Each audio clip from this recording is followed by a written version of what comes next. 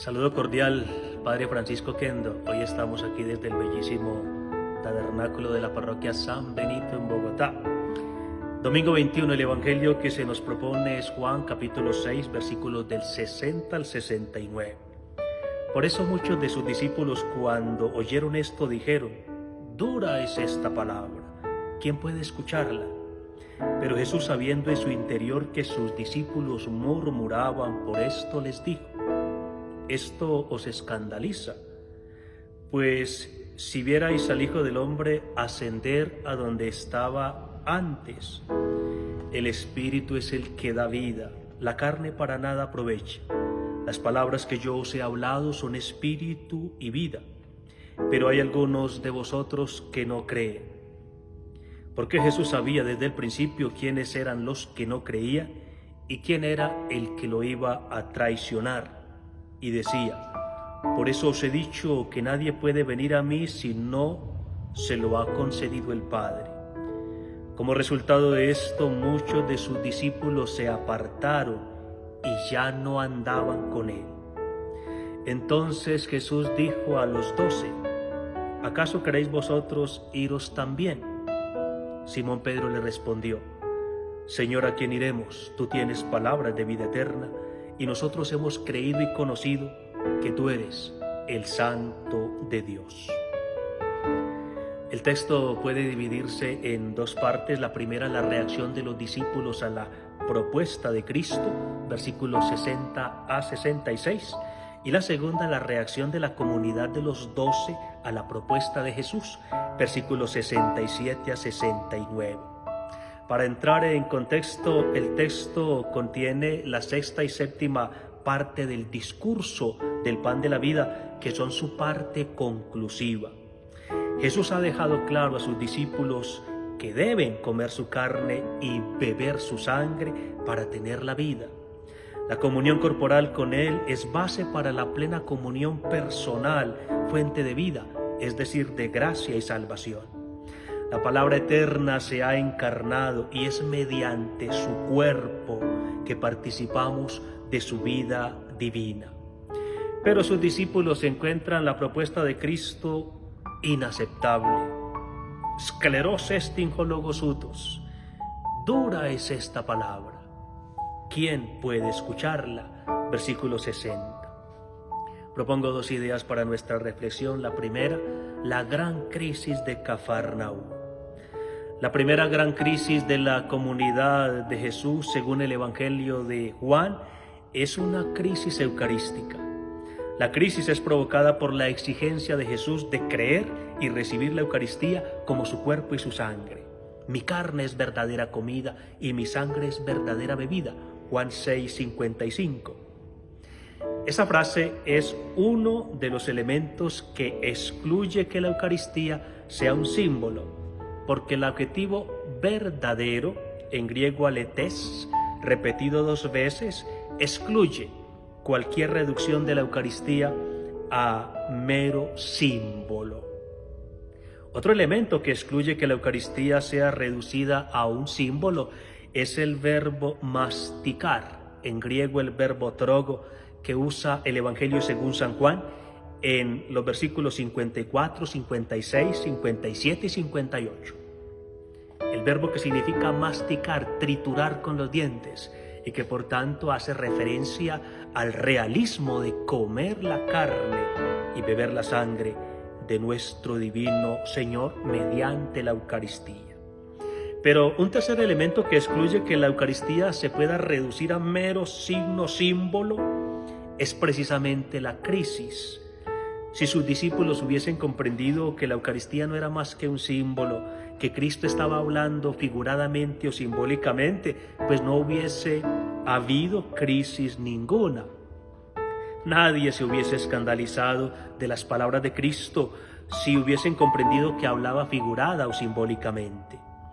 Sus discípulos se escandalizaron y la crisis se generó precisamente porque comprendieron que Cristo no hablaba simbólicamente, sino que hablaba realmente de comer su carne y beber su sangre, lo cual pues resultaba hiriente y causaba hasta asco en una cultura en la cual las personas no comían ni siquiera sangre de animales, cuanto menos escuchar hablar de alguien que les proponía comer su carne y beber su sangre. Se ha de notar que la crisis es de los discípulos de Jesús. Que los judíos no creyeran y que se escandalizaran por la propuesta de Cristo es muy comprensible. Pero la crisis es interna, se da al interior de la comunidad de discípulos de Jesús. Son sus discípulos quienes responden a la propuesta de Jesús con la murmuración incrédula y la incredulidad murmuradora, según el versículo 61.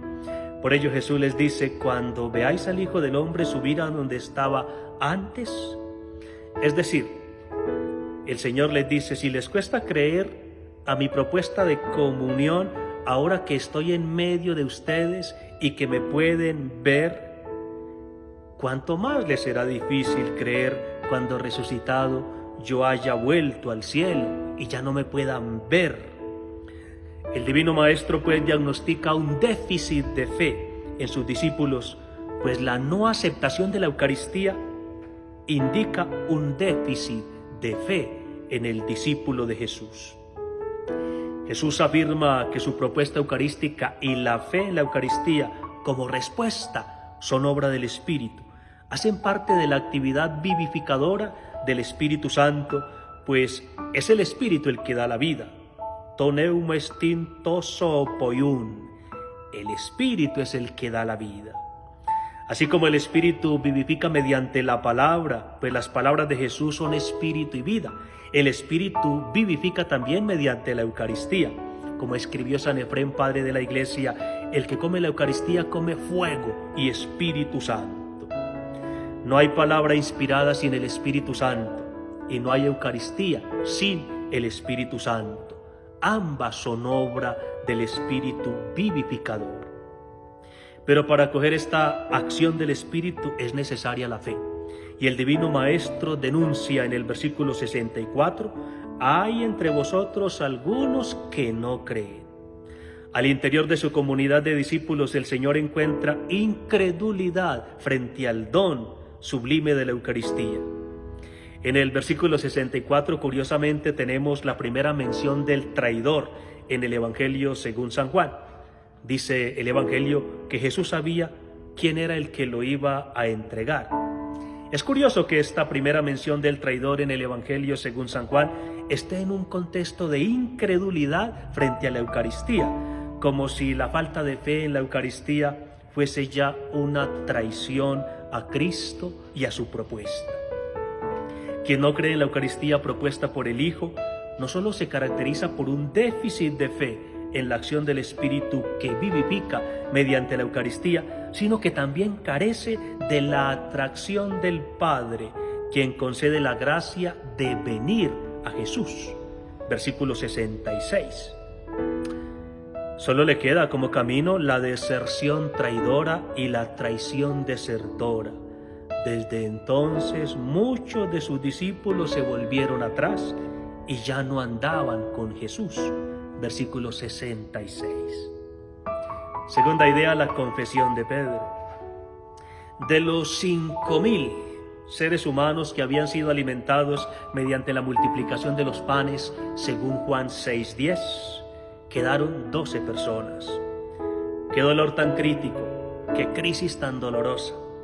La incredulidad desertora, la deserción incrédula. ¿Qué hace Jesús? ¿Cambia su verdad para ganarse a la gente o es fiel a su propuesta eucarística aunque pierda a la gente? Jesús prefiere quedarse con 12 que creen en la Eucaristía y no con miles y miles que no creen en la Eucaristía. Para Jesús la fe en la Eucaristía no es negociable. Crees y te quedas o no crees y te vas. Por eso el Señor mira a los 12 y les pregunta: ¿acaso también ustedes quieren irse? Juan 6:67.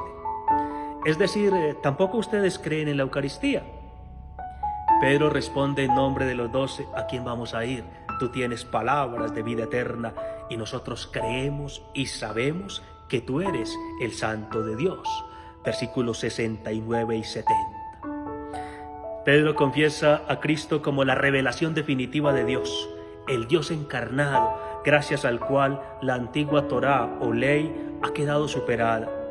Jesús es la fuente de la vida eterna y nos comunica su vida mediante su palabra y mediante su presencia eucarística, que se acogen ambas a través de la fe. Por ello Pedro no dice sabemos y creemos. Pedro dice creemos y sabemos, porque no puedes saber si no crees. Solo la fe acoge en la palabra de Cristo, la palabra definitiva de Dios, y solo la fe acoge en el pan y vino consagrados la presencia real de Cristo, con su cuerpo, su sangre, su alma y su divinidad. Tú eres el Santo de Dios, confiesa Pedro. La crisis de la comunidad es pues una crisis eucarística. Nosotros hemos de preguntarnos si detrás de la crisis de nuestras comunidades no haya también una crisis eucarística.